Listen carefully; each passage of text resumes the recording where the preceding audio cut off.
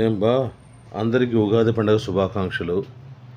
అందరూ సుఖ సంతోషాలతో ఆయురారోగ్యాలతో వర్తిల్లాలని అనుకుంటూ, అందులో మేము కూడా ఉండాలని కోరుకుంటూ ఈ వీడియో చూపిస్తున్నాను.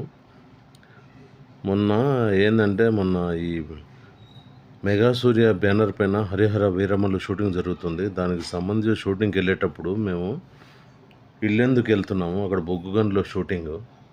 దారిలో మధ్యాహ్నం టైము ఆకలి అవుతుంది. ఎక్కడ భోంచేద్దామన్నా కుదరలేదు తిందామంటే. సరే, ఇదేదో గోదావరి రుచులు అన్నారు కదా, ఆంధ్ర వాళ్ళు చేసే వంటలన్నీ బాగుంటాయి, బాగా రుచికరంగా ఉంటాయని చెప్పేసి ఇటు ఆగి వెళ్దామని చెప్పేసి ఆగి భోజనానికని వచ్చినాం లోపలికి.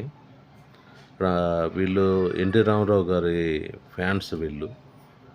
సో అందువల్ల వాటర్ బాటిల్ మీద ఎన్టీఆర్ గారి బొమ్మలు, మొత్తం హోటల్ నిండా ఎక్కడ చూసినా నందమూరి తారక రామారావు గారి ఫోటోలే కనిపిస్తాయి. ఎక్కడ చూసినా, ఏ మూలకు చూసినా, ఎక్కడ చూసినా అవే కనిపిస్తాయి. ఆయన అంటే అంత అభిమానం వాళ్ళకు. అందువల్ల అలా ఫోటోలు పెట్టుకున్నారు. వాళ్ళ సర్వ్ చేసే వాళ్ళు కూడా, వడ్డిచ్చేటోళ్ళు కూడా వాళ్ళు తెలుగుదేశం కలరు టీషర్టు, టోపీ కూడా అవే పెట్టుకున్నారు. దానికి తగ్గట్టుగానే భోజనానికి వచ్చాము. భోంచేసాము, కానీ ఆకలి మీద ఉండడం వల్ల ఫస్ట్ మేము భోంచేసేటప్పుడు వీడియో తీద్దాం అనుకున్నా కానీ కుదరలే ఆకలి వల్ల. సరే, భోజనం తిన్నాక బాగా అనిపించింది. సరే, ఏమేమి ఉన్నాయి, ఏంటి కూరలు అని చెప్పేసి, అంటే చాలా రోజుల తర్వాత ఇంతగా తినడం అనేది జరిగింది. ఇన్ని రకాల కూరలు ఇవి అని. సో అవి చూపిద్దామని చెప్పేసి మీకు పెట్టాను.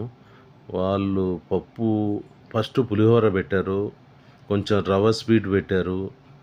దాని నుంచి 2 రకాల రోటి పచ్చళ్ళు, 2 రకాల మామూలు పచ్చళ్ళు, 4 రకాల వేపుళ్ళు, అప్పడము, నెయ్యి, చారు, సాంబారు, పెరుగు అయితే ఒరిజినల్ పాలతో పెట్టిన పెరుగు ఉన్నట్టుంది, బాగుంది, రుచికరంగా ఉంది. మొత్తానికి ఏంటంటే, మొత్తం మీద అన్నం అంతా బాగా రుచికరంగా ఉంది. కానీ చిన్న వెలితి ఏమనిపించిందంటే, అన్నం వేడివేడిగా వడ్డించుంటే ఈ కూరలకు తగ్గట్టుగా ఇంకా చాలా బాగుండేది అనిపించింది.